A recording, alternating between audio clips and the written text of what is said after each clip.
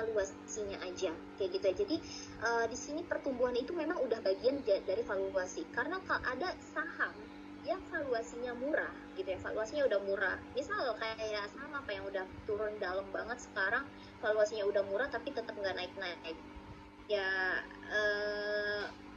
Kalau kita bilang Unilever sekarang udah murah, tapi dia udah have no growth lagi, udah nggak punya pertumbuhan lagi seperti itu. Nah, jadi yang kita cari adalah pertumbuhan itu udah masuk dalam kategori value investingnya. Jadi jangan terjebak pada saham murah tapi nggak bertumbuh. Jadi kayak ya ini sahamnya fairnya kalau kita lihat di level 2%, 3%, artinya ya perusahaannya murah, tapi kita lihat kok nggak naik-naik ya karena perusahaannya itu juga nggak punya potensi pertumbuhan ke depannya. Kan sama kayak saya, teman-teman menaruh uang di saya nih, saya setiap tahun cuman dapetin, teman-teman naruh 1 juta, tapi setiap tahun saya cuman bisa ngasilin flat 100.000 terus labanya. Kayak ya akhirnya nggak banyak orang yang akan menaruh investasinya di saya lagi karena melihat saya itu nggak bertumbuh gitu bisnisnya. Orang akan mencari perusahaan lain yang lebih bertumbuh karena orang ingin uangnya bisa bertumbuh juga seperti itu. Nah, yang kedua adalah saham itu bertumbuh dengan banyaknya variabel yang menghasilkan flow tadi. Nah, saham itu bertumbuh labanya bukan semata-mata karena oh ini labanya langsung naik nih, dia jualan ini labanya langsung naik, enggak.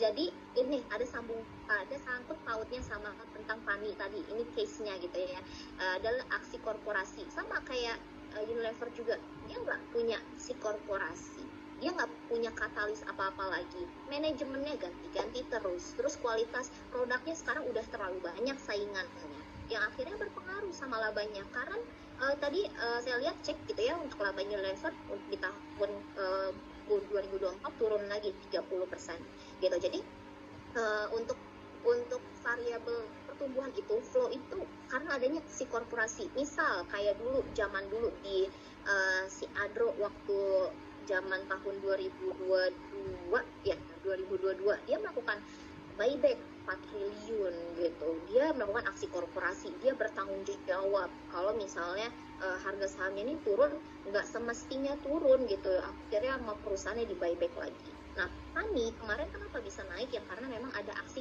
right issue. Nanti saya bahas kenapa right issue di Pani itu bisa menaikkan harga sahamnya sedemikian rupa seperti itu. Jadi aksi korporasi itu juga include teman-teman kepada fundamental sebuah saham, karena laba perusahaan itu bakal naik bukan semata-mata karena jualan produknya aja, bukan, tapi karena manajemennya juga, karena aksi korporasinya, dan juga karena adanya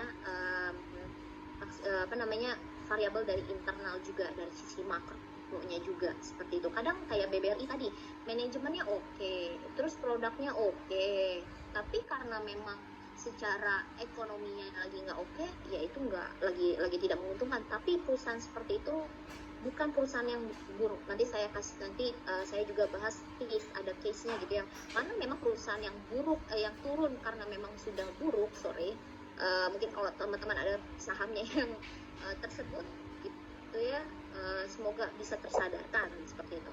Nah, terus yang ketiga adalah value investing, bukan mencari saham yang murah dari sisi PE dan atau PBV saja. Tadi yang seperti aku bilang ya, yang dicari itu adalah relatif murah secara harganya. Jadi bukan yang murah-murahan.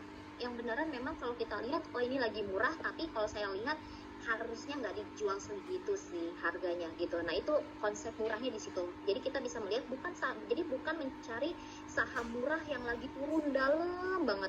Terus kita lihat juga memang perusahaannya kinerjanya lagi turun, bukan seperti itu saham yang kita cari. Saham yang kita cari itu adalah memang saham yang sudah lama dia tidak naik-naik, tapi kok kita lihat ini labanya naik terus, perusahaannya bertumbuh, ya itu lama-kelamaan dia bakal naik seperti itu.